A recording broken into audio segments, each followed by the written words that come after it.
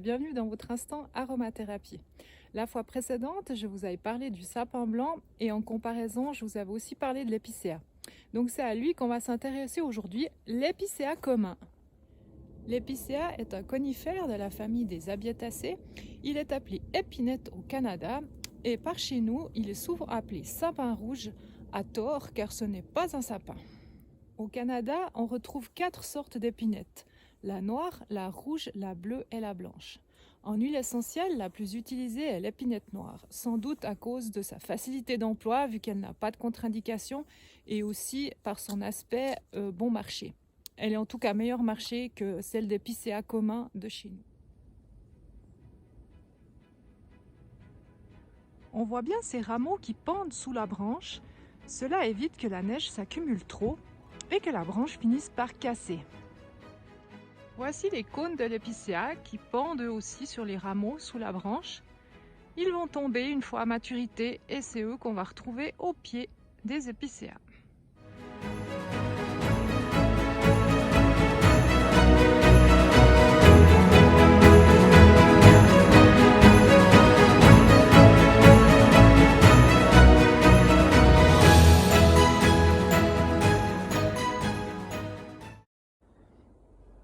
Ces aiguilles sont disposées tout autour du rameau. Il est vert partout de la même couleur et il pique. L'épicéa a les branches courbées qui remontent vers le ciel. Pour les huiles essentielles d'épicéa commun et d'épinette noire, elles sont sans contre-indication. Par contre, l'épinette bleue, rouge ou blanche, elles ont des contre-indications, elles sont neurotoxiques, c'est-à-dire qu'elles sont toxiques pour les nerfs.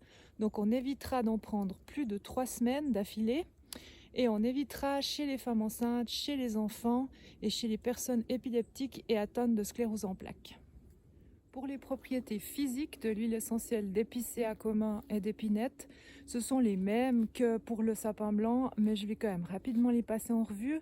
Donc immunostimulante, fonctionne très bien en cas de grippe ORL, refroidissement, expectorante mucolytique, antitussive, augmente le volume respiratoire, cicatrisant, anti-stress, antidépressive, cortisone-like en cas d'œdème intra-articulaire. La différence, c'est qu'elle sera un peu moins efficace que le sapin blanc sur l'effet antitussif et elle sera pour une fatigue court terme. Une petite parenthèse juste sur l'effet antitussif des huiles essentielles de conifères en général. Elles sont toutes adaptogènes, c'est-à-dire que si vous ne savez pas si vous avez une toux grasse ou une toux sèche, elle va faire le travail, elle va s'adapter.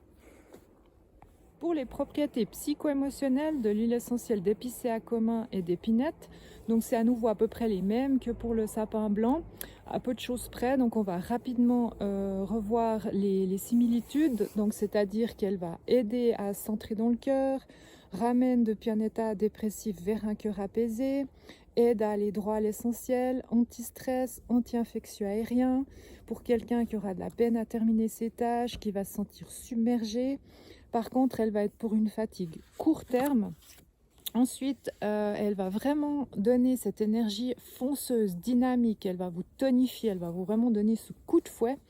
Et puis, elle sera vraiment pour quelqu'un qui s'investit trop pour les autres. Elle va vraiment nous aider à garder notre énergie pour soi et à prendre soin de soi.